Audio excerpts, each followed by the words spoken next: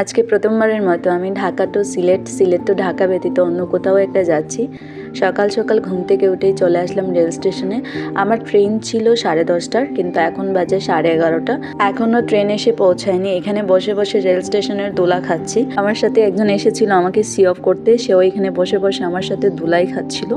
এখন বাজে 12:30। ফাইনালি এসে ট্রেন পৌঁছালো এবং আমি ট্রেনে উঠেও গেলাম। এখনও ট্রেনটা ছাড়েনি, আরও 5-10 মিনিট তো লাগবেই ট্রেনটা ছাড়তে।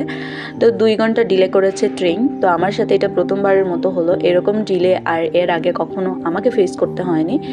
খুব দুঃখেই ছিলাম যে ট্রেনে হচ্ছে একটা উইন্ডো সিট পাইনি। মানে ফরচুনেটলি হচ্ছে আমাকে একজন আপুর সাথে হচ্ছে সিটটা এক্সচেঞ্জ করতে হয়েছিল, কারণ ওনার 3টা বাচ্চা নিয়ে উনি বসেছিলেন। তো ওনার পাশাপাশি 2টা সিট দরকার ছিল।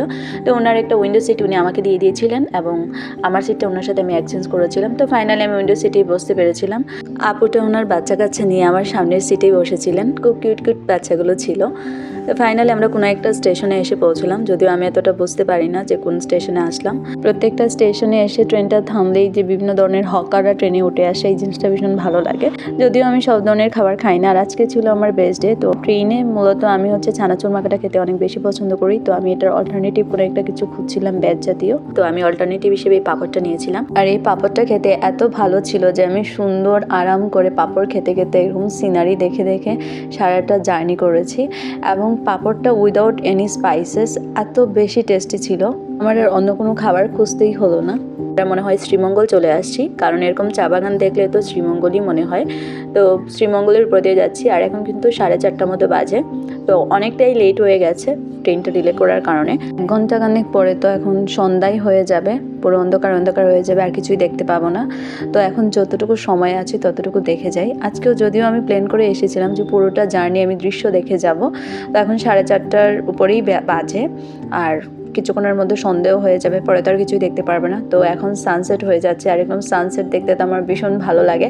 আর এরকম ট্রেন থেকে সানসেট দেখছি, মানে এত সুন্দর একটা ভিউ, মানে আমি যদি এটা নিজ চোখে না দেখলে আসলে বোঝা যায় না। কিছু দৃশ্য ক্যাপচার করার মতো না, সেম এরকম একটা দৃশ্য ছিল সানসেটটা, মানে পুরোটা আমি দেখে গেছি।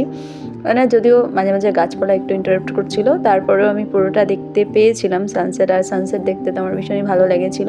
আর কিছুক্ষণের মধ্যে অন্ধকার হয়ে যাবে, তারপর শুধু অন্ধকারে দেখবো। তো এখন আমরা মনে হয় কোনো একটা স্টেশনে আসছি। তো এই স্টেশনটা কী হবে জানি না, হয়তো কুমিল্লার আগে পরে কোনো একটা স্টেশন হবে। তো কুমিল্লা স্টেশন না এটা, আরও 2-3টা স্টেশন পেরিয়ে ফাইনালি আমি ফেনী রেল স্টেশন এসে পৌঁছালাম। আর আমাকে নিয়ে যাওয়ার জন্য মিষ্টি ভাই এসে হাজির। এখন জাস্ট গাড়িতে উঠবো, আর 1 থেকে 1.5 ঘন্টা লাগবে। এখন 8:30 মতো বাজে। তো আই থিঙ্ক হচ্ছে 10টার মধ্যে গিয়ে পৌঁছে যাব। বাইরে হালকা ঠান্ডা আছে, যদিও এতটা বেশি ঠান্ডা না।